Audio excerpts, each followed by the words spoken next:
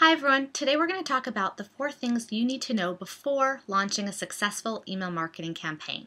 Now, these 4 pointers are really important to go over and think about and even write down on paper before you even open your ESP, your email service provider software. So you might use MailChimp or Constant Contact or any of those, but the point is think about these items and these points before you even go to your computer and open that up. Think of setting up your email campaign as a technicality, and think of these 3 points and these questions as really the meat and potatoes of the campaign. And that in order for you to get the results you're looking for and the ROI you're looking for from this email campaign, consider these questions first. So we're going to start with the first one, and that is the why.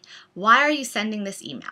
And that's really important for you to have a very clear, solid answer for, because if you're feeling unsure about it, when your reader opens up that email, it's going to show through. It's going to show that you weren't quite sure what you wanted out of this. You weren't quite sure what you wanted to tell them or what you wanted your reader to do when they opened the email. And that's what you need to consider, is that moment when your subscriber or your customer opens that email.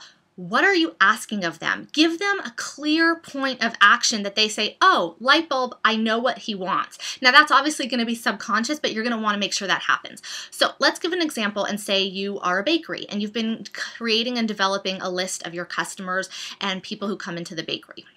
And if you're looking to drive traffic, then that tells you what the tone of the email is going to be. So that's your why. I'm sending this email because I'm looking to drive traffic. Mondays are my slow days at the bakery. I want to fill that up with some customers. So that tells you a why. Let's say you were a school and you had your parent list, right? You're not looking to drive traffic there, right? That's not your why. So you need to think for that email, what's my why? Why am I sending it? Maybe I'm looking to convey some information. Maybe I'm looking to share some accolades with the parents. Maybe we're looking to fundraise. So you can see how the why of your email campaign is super important, and it's really at the top of everything. It's the hierarchy. So that's item number 1. Why are you sending this email? Item number 2 is who are you sending this email to? Now, you can see that that's obviously a parent question of number 1, meaning those two go hand in hand. You can't really answer one without the other. So the minute that we said, I'm looking to drive traffic to my bakery, you knew I'm sending it to my customer list. If you're a bakery, let's say, and you have a vendor list, people you work with, they supply your sugar and butter and eggs throughout the year, and you want to send an email to them, well, chances are the minute that you know who am I sending this email to, that affects the why of your email as well. Because sending an email to your list of vendors, you're not going to be trying to drive traffic with that, right? So you might be sending them a happy holidays, you might be sending them a thanks for your business or thanks for our relationship or a change of business, we're moving locations, update your invoices, whatever that is. So you can see how the why really affects the who. So think about who. Who are you sending this to? And if you are in a setting where you have a customer list, it could be even more specific than the who, just customers. You could start getting into some segmenting, which we'll talk about in a later video, but it's okay when the who can be really specific. So it's not just I'm sending this to my customer list. It could be I'm sending it to my customer list who have bought in the past month, or I'm sending it to my customer list who have walked into the store in the past month. I'm sending it to my vendor list of people who are in the same state as me, for things that are applicable. Okay, so we need to think about that. Number 2 is who are you sending this email to? Point number 3 is when are you sending this email? And that's an important one to think through because it affects a lot of times the content that's involved. It also affects the tone of voice, how, what you're writing, but it also affects the why and the who. So for example, if your why is you're looking to drive traffic and your who is you're trying to send this to your customers, then the question number 3 is when is very important, because you could say, well, when am I looking to drive traffic?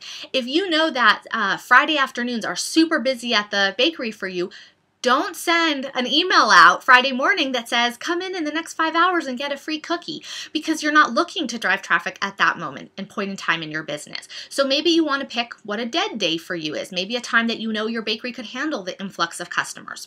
So you really want to be thinking, when am I looking to send this email? Let's say you're the school and you're looking to send it to your list of parents. Well, that's really important too. Maybe you'd consider, when are parents in front of their computer? You know, if you know 5 p.m. is dinner time and it's school pickup and it's soccer practice or whatever's going on, that would be a really inopportune time to send an email to a list of parents. So think about the 3 previous questions of who and why, and that'll help you answer the when. So you really want to make sure it's a hierarchy driving down. Now, point number 4 that you need to know before launching a successful email marketing campaign is what's inside. And again, hopefully point number 4 is going to be answered in part by the previous 3 questions. The minute you know that you want to send an email to your customers, and you know that you want to drive traffic to your store, and you know that you want to send it at a time where you don't have a lot of traffic, it's really easy to say, great, let's come up with a promotion that accomplishes the goal of getting our customers inside the door on Monday at 12 o'clock, right? So it really helps tell you what your content should look like. So let's just talk about that. So you want to make sure the content is speaking to the person you're sending it to, it's speaking to the why you're sending it, and speaking to when you're sending it.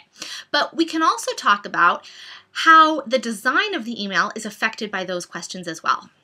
Again, back to our example of the bakery. If you're looking to drive traffic and you come up with this idea of creating a promotion to give away a free cookie to the first 50 people in the store on Monday at noon, then a great idea for your email design would be a really beautiful image of a cookie. And you probably don't have the need for too much text. You probably can get away with a real, spot-on image calling out and just making that person salivate when they start opening that email. Right? Now, if you're the school, chances are it's probably inappropriate to send an email with a big cookie in it, right? And chances are that the design of that email and the content is probably going to be more text-based. Again, all you have to do is refresh yourself and go back to the why and the who in order to answer that question of content. So something could feel very overwhelming. Oh, I don't know what to put in my email. What should it look like? I see emails that look like this. I see emails that look like that. I don't even know where to begin. Well, by answering these questions in order, you can start to narrow in on what your goals are and who you're sending it to and when you're sending it, and that'll very quickly influence the content and what's inside. So consider these pointers before you even go to your computer and start building this campaign. These are the important questions that you need to have answers for in order to make sure that you create an effective email marketing campaign that will have the return on investment you're looking for.